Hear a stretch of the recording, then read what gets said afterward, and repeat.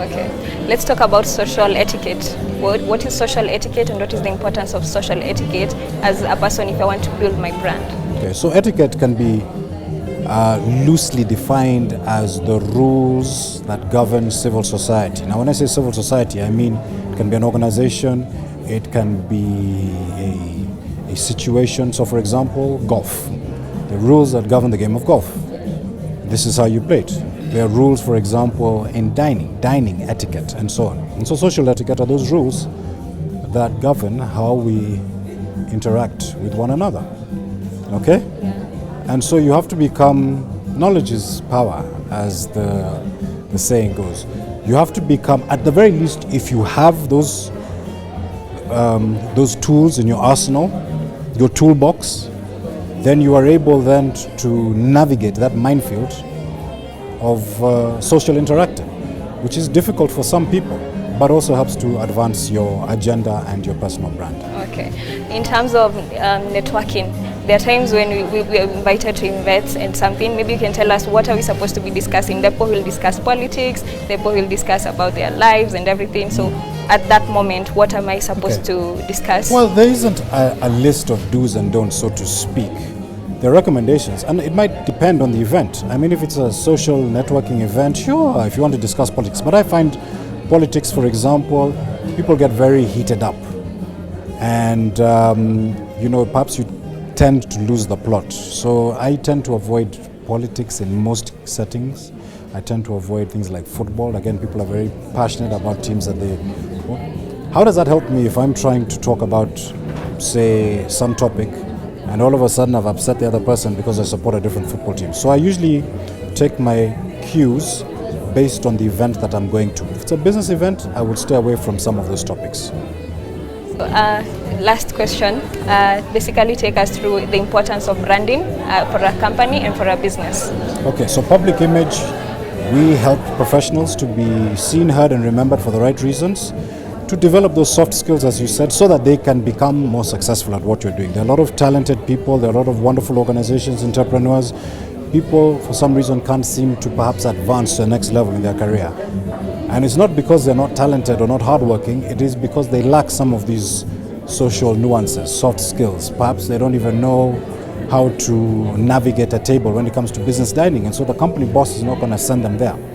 So what we do at Public Image is help people, equip them with that knowledge, so that then they can focus on what they're truly good at. And if you really equip yourself with those skills, it becomes authentic, it becomes who you are. You're able to open up a conversation, even if you're talking to the CEO of a major Fortune 500 company, or you're able to navigate your way at a dining room, or you're able to dress appropriately for an occasion without tearing your hair out.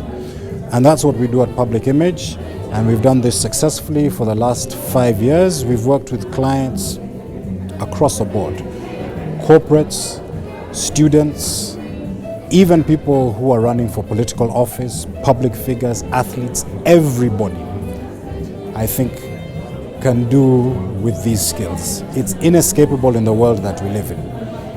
And sometimes people don't know what they don't know.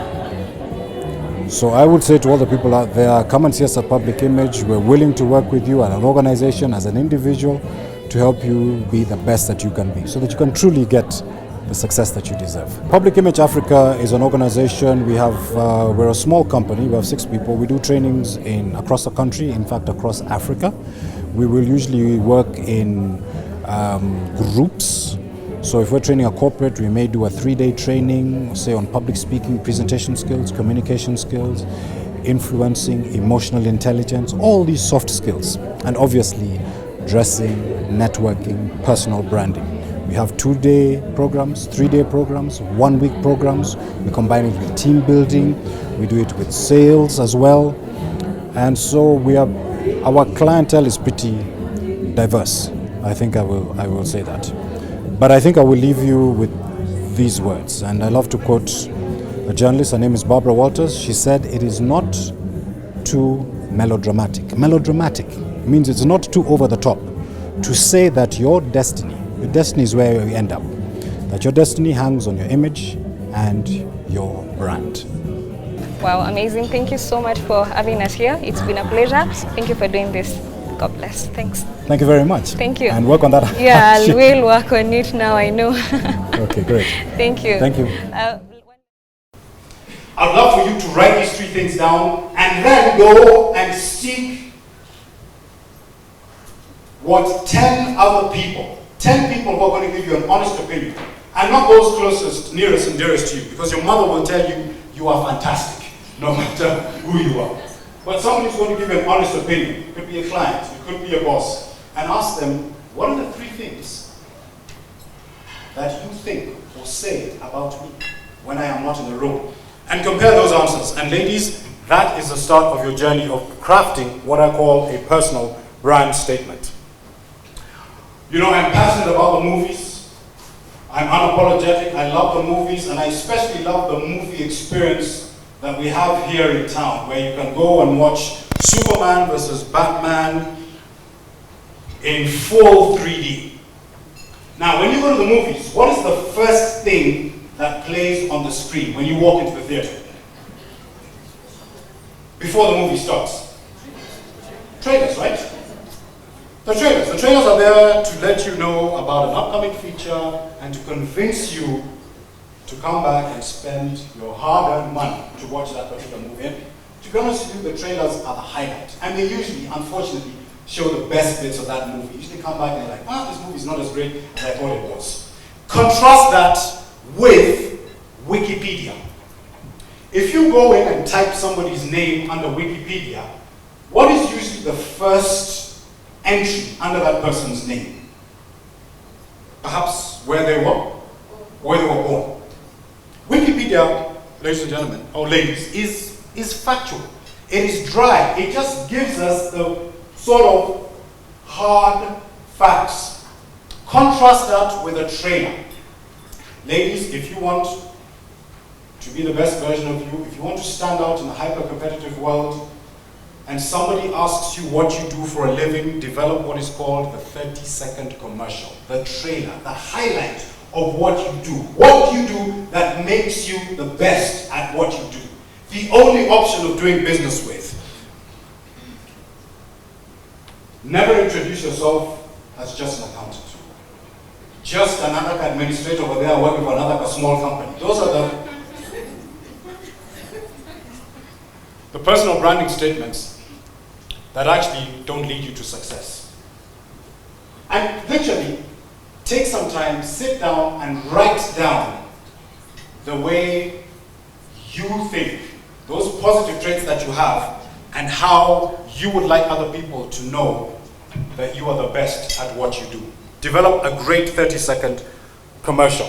In fact, I'm pretty critical about A, who I associate with, and B, where I'm seen. A lot of that may have to do specifically because I talk about this, but it is something that somebody who is responsible for their brand, who is the CEO of taking their life forward, needs to become. Watch your environment and who you hang out with and where you are seen. Secondly, develop what are called strong networks. Develop what are called strong networks. In fact, let me share something else with you. 3 ways that you can develop strong networks are: number 1, make sure that you are actually seen. Radar. And not just being seen, but the person that you would love to talk to, the person who perhaps might help you in terms of business or some other thing, knows that you exist. There are a lot of us who are very shy when it comes to networking. Here is a room full of ladies. I don't know if you have talked to every single person that you wanted to. Have a strategy. Have a goal. Your goal should not be to make sure that the buffet knows that you are around, but your goal should be perhaps to meet, be on the radar of somebody who might change your life for the better. Second thing that you can do in terms of improving your networks is, once you have met that person, maybe you have their business card, you've had a small conversation, please get back in touch with that person. That is the recall. Give them an email the next day. Call them up for coffee on your dime. Don't take them up for coffee and the bill comes and say, "Hi, Asasa, I bought you for coffee. How much do you have?" recall. You've got to make sure that person remembers who you are. And then finally, reward. Actually, the reward is the taking that person out. Give them something for free. Even before you go out and solicit business from that particular person, reward them. And that is it for today. I hope you have learned a lot. I've personally learned so much. And for this and more, you can contact Derek. He's the most accessible person. Talk to him. If you need help about branding, public image, you can talk to him. And remember, as always, the conversation doesn't end here. Talk to us on our Facebook page at MBCI TV and on our Twitter page at MBCI TV. Or you can also hit me up on my page, The Know How with Teresa Kiari. Till next time, God bless you. Bye.